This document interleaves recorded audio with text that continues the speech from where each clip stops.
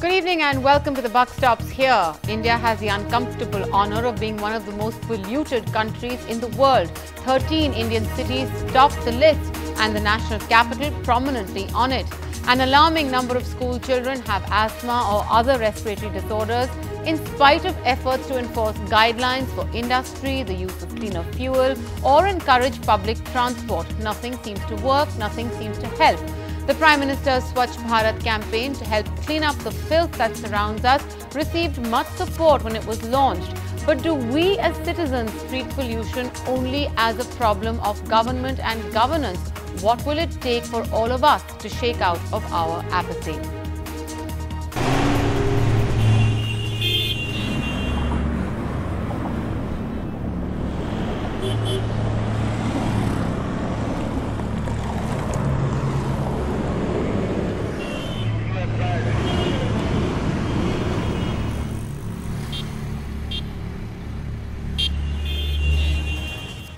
Well, one of the reasons we are discussing this tonight is because Gardner Harris, the New York Times correspondent who is leaving India after a 3-year posting, has written an article that's been widely circulated all over the internet today. In that, he says the air and the mounting research into its effects in Delhi have become so frightening that some feel it's unethical for those who have a choice to willingly raise their children here. So again, as I said, the question we're asking is what it's going to take for us to clean up the act.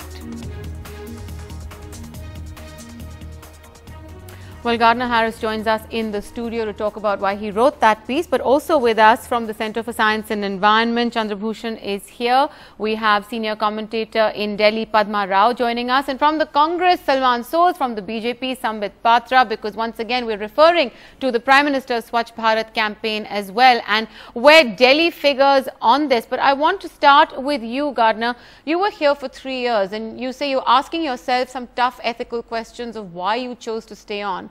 Have you got an answer to that tonight?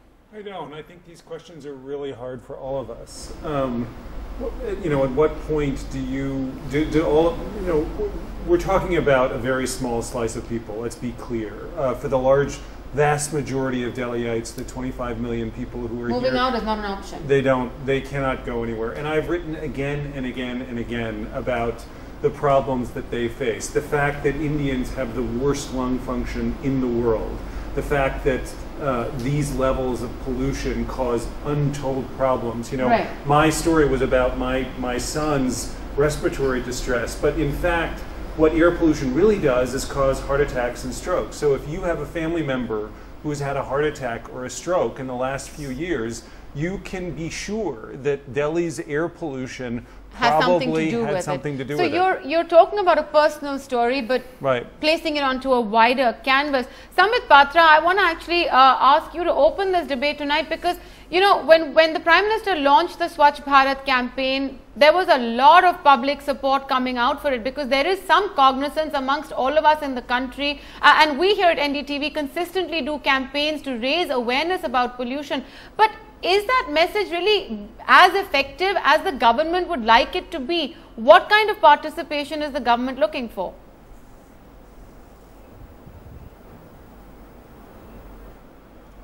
They are two different issues. Swachh Bharat Abhiyan speaks about the habit of cleanliness, whereas pollution needs to have comprehensive law which have to be brought into the fore. And that's the reason as to why recently we have seen in the National Green Tribunal's conjunctures on various issues, the government has talked of bringing laws over here, has talked of comprehensive laws, which in fact it can look into all these issues.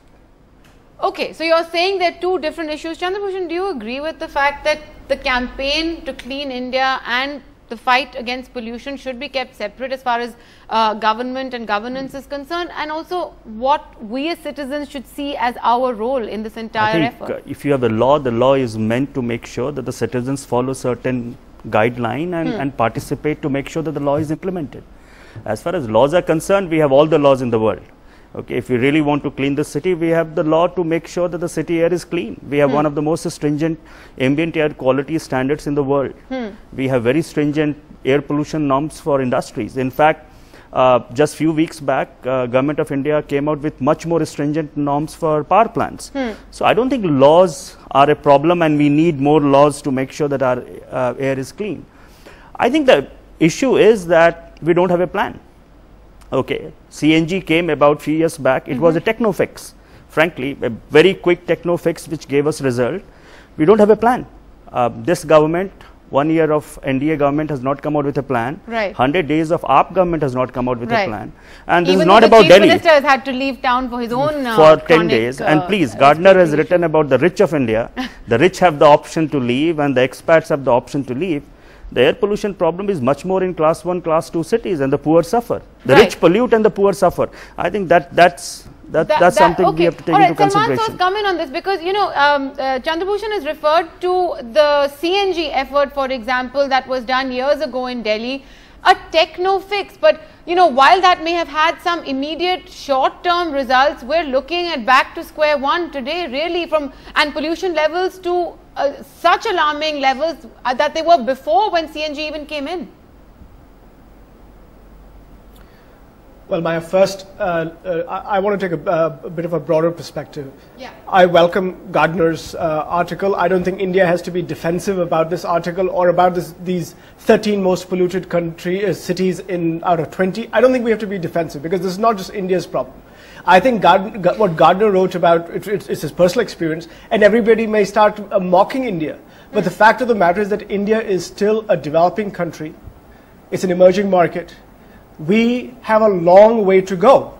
We may be the third, we may emit the third highest kind of concentration of, say, carbon dioxide in the world, but on a per capita basis, India emits much, much less than countries like China, UK, USA, and other countries. I think what we really need, and by the way, this is not just India's problem, this is the world's problem, because this is linked to climate change. This is not about the health just of our own people, it's also about the health of the world. And unless the rest of the world partners with India, I don't think we can just say that we have to do everything and we'll clean up everything, because we simply cannot. You know, we need cheap power because we are a growing economy. Fine, so fair enough, I think India does not have to be defensive on this issue. We need to have a comprehensive view. At the same time, let me just one more point. Yeah.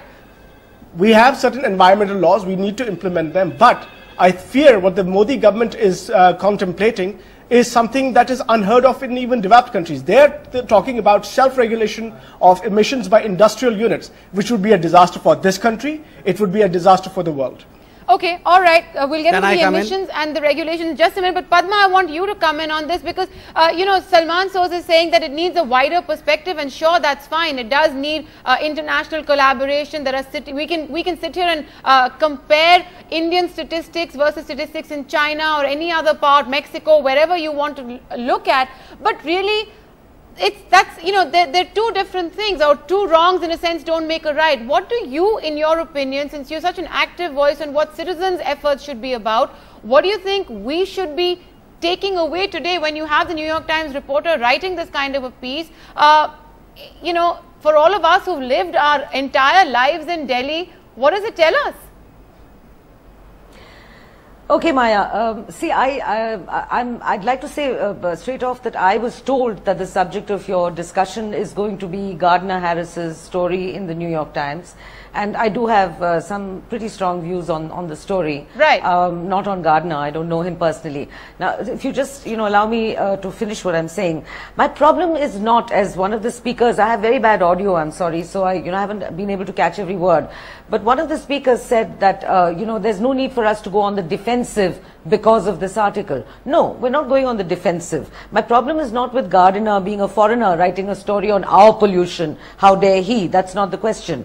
But, you know, the strain of the story, there's this strain that through the story, you know, which reeks of neo-Orientalism, which, you know, somehow always seems to find its greatest inspiration in describing India to the foreigner, and of many, many foreign correspondents. I've been one, as you know, for 15 years myself, and somehow, you know, correspondents who flit in and out of here for a couple of years. Now, my problem with the story is, as I said, two things. One is there is an innuendo there, and there is an absurd and very predictable thread of comparison between India and China, which finally backfires on Gardner himself. And then there are the many giveaways in the story which show him up, which show the writer up. You know, I mean, the story, he starts off talking about his little son's problems with the pollution in Delhi, which is fine. But the story at the end of it, you know, it becomes very clear that Gardner has a problem with India per se. So, and he gives himself away right at the end of the story. But I have some questions for Gardner, actually.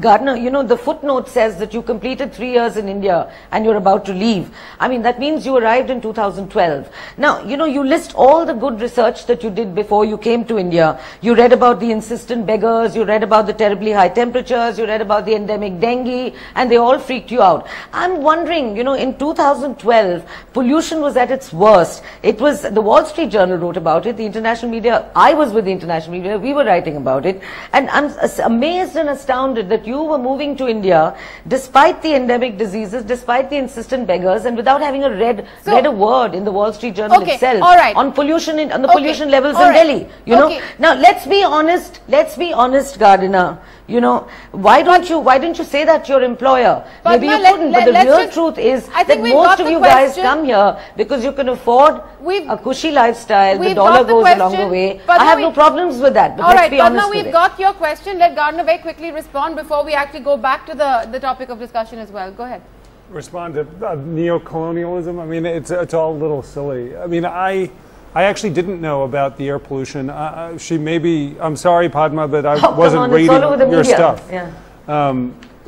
So I think for a lot of us, I don't know about you, but I think a lot of us have discovered, and Chana obviously is an expert on this and has known about it for a long time, but I think a lot of us over the last 2 to 3 years, the awareness, as you know, particularly in the Indian media, I mean, it's only been in the last year that NDTV has been doing, you know, significant numbers of campaigns, and that this has become an awareness. And for me, the issue is not so much me answering my own personal issues, but rather, like, one of the things that still amazes me is I was in a doctor's office this past week. I asked the doctor, she's got children, do you have air conditioners, do you have air filters at home? And she said, no, you think I should? And the number of people, even at high levels of income in India, and in Delhi in particular, who pay no attention to this, who don't have filters for their own children, really still astonishes me. All right, Sambit Patra, I want you to come back in on this because, you know, both Salman Soz and Padma are raising a few issues that perhaps you'd like to address. One is that A, India doesn't need to be defensive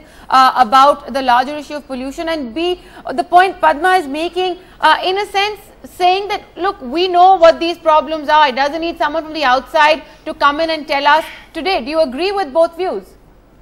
There are 2 points in this. I agree with Salman Soz when he says that, well, yes, the per capita emission of carbon dioxide, as far as carbon is concerned, that is far more in the developed countries than in India. Right. And as far as Padma is concerned, yes, Padma also has a point. But then I would say, I mean, if you ask me a question, I would say that at the end of the day, world is a global village, and we all are responsible for saving our planet from extinction.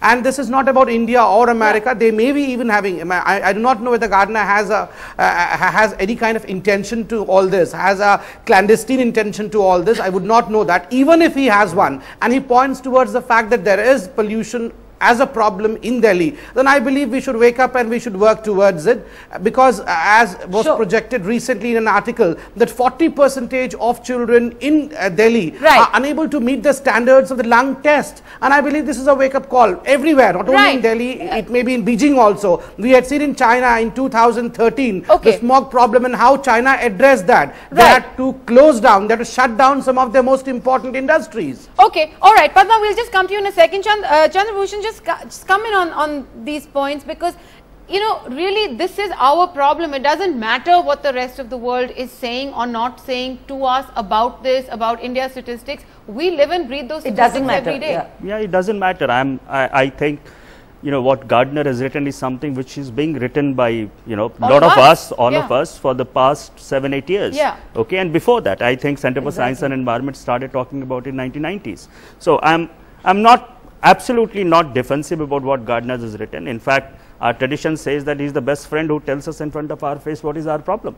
Okay, and there is a problem, and it is not about carbon. Carbon is a different issue. I think the other speakers have confused it. It is about air pollution in the city of Delhi and large parts of urban India, which is Which causing problem to our children. Essentially, by vehicular pollution being a primary cause. Vehicular pollution, thermal power plants, industries, variety of sources, and we need to talk about, we need to get solution for this. And as I said, we don't have a plan.